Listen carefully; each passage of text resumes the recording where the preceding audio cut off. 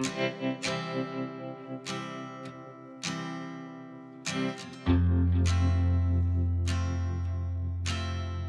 মতে প্রত্যেকটা হাউসওয়াইফেরই নিজস্ব কিছু দায়িত্ব কর্তব্য থেকেই থাকে, হতে পারে কিছুটা কম কিংবা কিছুটা বেশি, কিন্তু দায়িত্ব কর্তব্য নিয়েই কিন্তু একটা সংসার। তো hello everyone, welcome back to my channel. আশা করছি সকলেই খুব ভালো আছো। বীরভূম জেলার ছোট্ট একটা শহর থেকে আমি সুধা আবারও চলে এসেছি নতুন দিনের নতুন আরও একটা ব্লগ নিয়ে। আই হোপ আজকের ব্লগটাও তোমরা প্রচণ্ড এনজয় করবে। সকাল টাইমে ঘড়ির কাঁটায় বাজে যখন ওই মোটামুটি 7:30, এই টাইম থেকে দেখো আমি একেবারে ব্লগটাকে স্টার্ট করেছি। স্নান টান সেরে একদম তোমাদের সামনে এসেছি আজকে। এই যে এই রুমটা যেটা আমি পরিষ্কার পরিপাটি করছি, বিছানাটা, সেটা হচ্ছে মা বাবারা রাত্রিবেলায় থাকে। আর এখানে কিন্তু আমার ছেলে সকাল টাইমে একটু গানটা প্র্যাকটিস করে।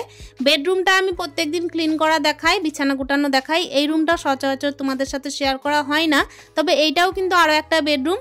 তো চলো এই যে বিছানাটা সুন্দরভাবে একটু গুছিয়ে নিলাম টান টান করে। সকাল টাইমে আমার ছেলেকে একটু গান করাবো, মানে ব্যাপার হচ্ছে যখন ছেলের কম্পিউটার থাকে না বা সকালে কোনো রকমের কিছু ক্লাস থাকে না, তখন ওকে কিন্তু আমি রেওয়াজটা করিয়ে নিই। আর এই যে দেখো হারমোনিয়ামটা তুলে দিয়ে একেবারে চলে এসেছি রান্নাঘরে। 1 কাপ করে চা খাবো, তারপর কিন্তু একটুখানি রিফ্রেশ হয়ে যাব, সংসারের কাজে ঢুকে পড়বো। প্রচুর দায়িত্ব কর্তব্যে ভরা আমার সংসার, আর একার দায়িত্বে সংসারের সমস্ত কিছুই। তো চলো বন্ধুরা, সংসারের সমস্ত দায়িত্ব কিন্তু আমি রুটিন মাফিক করা পছন্দ করি। আসলে রুটিন মাফিক চলি বলেই কিন্তু সংসারের সমস্ত দায়িত্ব কর্তব্য একা হাতে সামলাতে পারি। আর সংসার চালাতে গেলে কিন্তু রুটিন মাফিক চলাটা খুবই দরকার। তো এই যে দেখো এক এক করে রুটিন অনুযায়ী সমস্ত কাজই করে নিচ্ছি। সকাল টাইমে পাখির ডাক শুনলাম, চা খেলাম, একেবারে এবার সংসারের কাজে লেগে পড়বো। ছেলেকেও নিজের দায়িত্ব বুঝিয়ে দিয়েছি, গান প্র্যাকটিস করতে দিয়েছি। রেওয়াজটা যতক্ষণে করে ততক্ষণ আমি দেখো এই যে সংসারের রান্না বান্না কাজগুলো সামলে নিই। এদিকে দেখো চাটা একটুখানি না খেলেই নয়, সকাল মানেই হচ্ছে চা দিয়ে শুরু। আর 1 কাপ লিকার চা ছাড়া কিন্তু আমার সকালটা শুরু হয় না। প্রত্যেক দিন সকালটা কিন্তু শুরু করি একেবারে রুটিন মাফিক, আর সমস্ত কাজ কিন্তু এক এক করে সেরে নিই, তাও রুটিন মাফিক। আসলে কি বলতো, একার দায়িত্বে সংসারে অনেক কিছুই, ওই কারণে দেখো রুটিন মাফিক না চললে তো সমস্ত দায়িত্ব কর্তব্যও পালন করা যায় না। আমি কিন্তু রাত্রিবেলায় ছেলের জন্য বই টই গুছিয়ে রেখে দিই। আর সব থেকে বড় ব্যাপার হচ্ছে ইদানিং কি করছি, আমার ছেলেকেও সমস্ত কিছু শিখিয়ে দিয়েছি যে নিজের বই নিজেই গুটাও। তো আসলে ব্যাপার হচ্ছে কি বলতো, নিজের দায়িত্ব তো আছেই আছে, সংসারের দায়িত্বও আছে, তা সত্ত্বেও কিন্তু যার দায়িত্ব আমার কাঁধে তাকেও কিন্তু নিজের দায়িত্বটা বুঝিয়ে দেওয়ার চেষ্টা করি সবসময়। আর এই যে দেখো রুটিন মাফিক চলতে চলতে এবার কিন্তু চলে এসেছি সবজি কাটতে।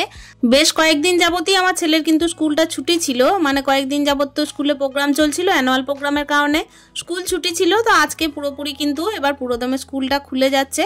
আর এরপর কিন্তু আমি স্কুলটা একেবারে কামাই করব না, তবে হ্যাঁ মাঝে তো শনি রবিবার পড়বে, তার সঙ্গে ব্যাপার হচ্ছে যে এই যে দোল পূর্ণিমা আসছে, তো এই সমস্ত করতে করতে কিন্তু আবারও মাঝে ছুটি হবে। ওদিকে আমি ভাতটা বসিয়ে দিয়েছি, ভাত আর ডাল বসিয়েছি। তো ভাত আর ডাল কিন্তু এদিকে হতে থাক। আর আজকে যেটা করছি সেটা হচ্ছে ডিমের ঝোল বললাম, তো ডিমের ঝোলটা যেটা করব সেটা ফাটিয়ে করব আর কি, অমলেট করে। এখানে একটুখানি আলু ভাজা করব, সেই জন্য দেখো চিরি চিরি করে আলু ভাজাও কেটে নিয়েছি।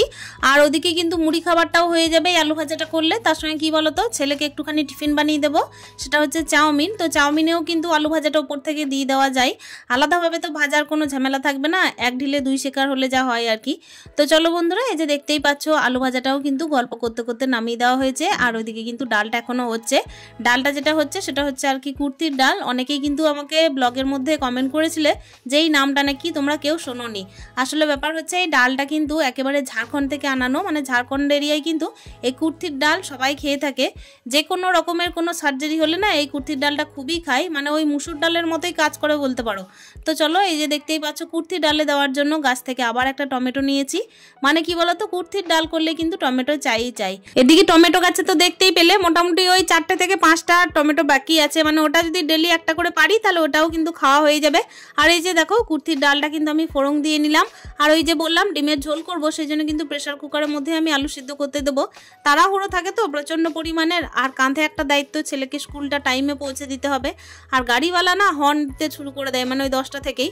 তো এদিকে কিন্তু আমাকে ছুটে গিয়ে মেন রোডে দিয়েও আসতে হয়, কত জ্বালা বুঝতে পারছো তো সকাল থেকে, ওই জন্য তো রুটিন মাফিক চলতেই হবে। আর এই যে দেখো তোমাদের সাথে গল্প করতে করতে ভাতের ফেনা ঝরিয়ে দিয়েছি।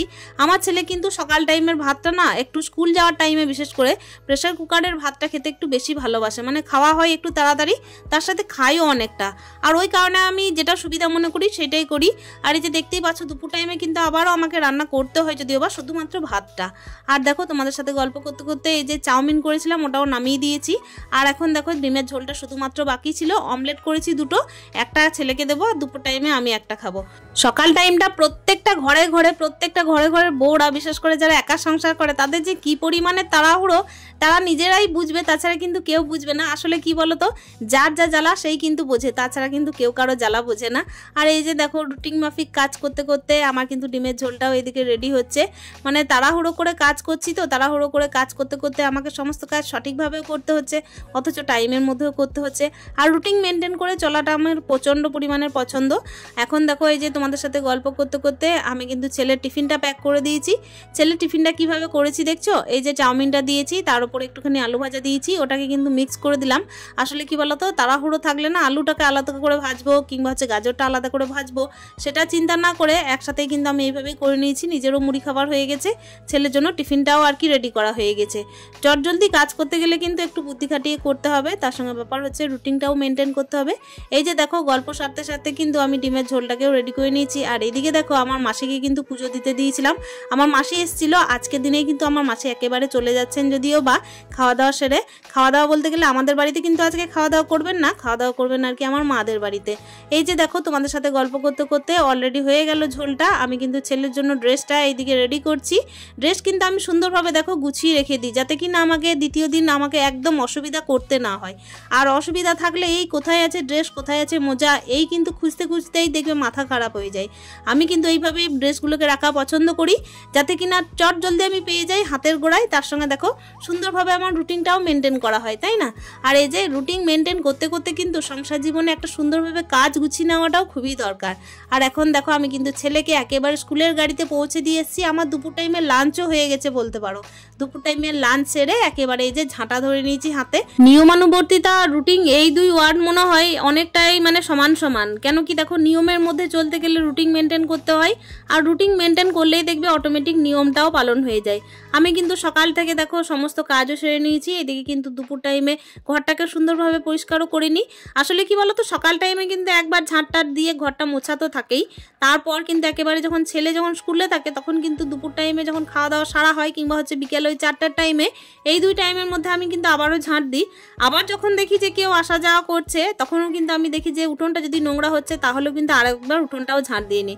আসলে আমাদের এই জায়গাটাই না প্রচণ্ড পরিমাণে খোলামেলা থাকলে কি হয়, যে বাচ্চারা বাইরে ফুটবল খেলে তার কারণে ধুলোবালিও প্রচণ্ড পরিমাণের হয়। পিছন দরজায় দেখলে একদিকে কিন্তু ডাইনিংয়ের ধুলোবালিগুলোকে বের করে দিয়েছি, আর এই যে সামনের দরজায় হচ্ছে এইটা কিন্তু সামনের দিকে ঝাঁট দিচ্ছি, মানে সামনের দিকে যেখানে আর কি গাছপালা আছে। এই যে এখন এত পরিমাণের হাওয়া দিচ্ছে না, উঠোনটা খুবই নোংরা হয়। আর ওই যে দেখো এখানে একটা বস্তা দেখতে পাচ্ছ, এটা হচ্ছে মুড়ির বস্তা। মানে ব্যাপার হচ্ছে আমার বাবার তো দোকান আছে, তো মুড়ির বস্তা এখানে রাখা আছে, এটাকে কিন্তু ওপরে স্টোর রুমে তোলা হবে। এই যে দেখো ঘড়ির কাঁটায় যখন বাজে ওই মোটামুটি 2টো 2:30, এই টাইমে কিন্তু আমি ঝাঁটটা দিচ্ছি। মানে কি বলতো, দুপুর টাইমে ঝাঁটটা দিয়ে দিলাম কি একটুখানি রেস্ট করব বলে। এখনো তো সেই পরিমাণের গরম পড়েনি, রোদ পড়েনি, তবুও কেন জানি না মনে হচ্ছে উঠোনে পা দেওয়া যাচ্ছে না। কিছুদিন আগে যখন শীত ছিল তখন কিন্তু এই রোদটা পাচ্ছিলাম না, তখন কিন্তু ছাদে যেতে হচ্ছিল। আর এখন যেন সারা দুপুর উঠোনের মধ্যে রোদ। ওই একটা বুদ্ধিমানের কাজ এটা করা হয়েছে কি, যে ছাদে আর কাপড় মিলতে যেতে হয় না। তা না হলে কিন্তু বিশ্বাস করো, একা ঘরে এই যে সারা দিনের রুটিন মেনটেন করার পরে ছাদে হন্তদন্ত করে ছুটে গিয়ে কাপড় তুলে আনা খুবই কষ্টকর। আর আমার কিন্তু এরকম প্রত্যেক বছরই হয়। এই বছরই মাথার মধ্যে এই বুদ্ধিটা এসছে যে চলো নিচেই কিন্তু কাপড়টা মেলার ব্যবস্থা করি। আর এই যে দেখো ঘর বারান্দা সমস্ত কিছু ঝাঁট দেওয়ার পরে উঠোনের শেষ ভাগে চলে এসেছি ঝাঁট দিতে। আর ঝাঁট যখন দিচ্ছিলাম না, প্রচন্ড পরিমাণের মুখে রোদটা লাগছিল, মানে রোদটা এবার ঘুরছে তো সেই কারণেই। আর ওখানে দেখতেই পাচ্ছ 2টো গোলাপ ফুটেছে, 2 থেকে 3টে গোলাপ ফুটেছে। আর এখন দেখো সাইডে গাঁদা গাছ আছে সেটা কিন্তু আমি শীতকালীন ছাড়াও এমনি টাইমে যেন গাঁদা দেয় সেই জন্য এই গাছটা লাগানো হয়েছে। তো দেখছি হ্যাঁ, গ্রীষ্মকালীন যে সময় আসছে সেই কিন্তু ফুল ফুটছে। যাই হোক, মানে সিজন চেঞ্জ হলেও কিন্তু পুজোর জন্য ফুল দরকার হয়, তো আমার কাজে লেগে যাবে এই আর কি। আর এই তো সময় নষ্ট না করে এই যে দেখতেই পাচ্ছ যে কাপড়গুলো আর কি বাইরে মেলা ছিল সেইগুলোকে আমি একদম ভেতরে নিয়ে চলে যাচ্ছি। এখন যা ওয়েদার পড়ছে বা পড়বে মনে হচ্ছে, তাতে কিন্তু শুকনো খটখটে না হলেও কাপড়গুলোকে যদি ভেতরে মিলে দেওয়া হয় না, জল ঝরলেই যথেষ্ট, দেখবে এমনিই শুকিয়ে যাবে।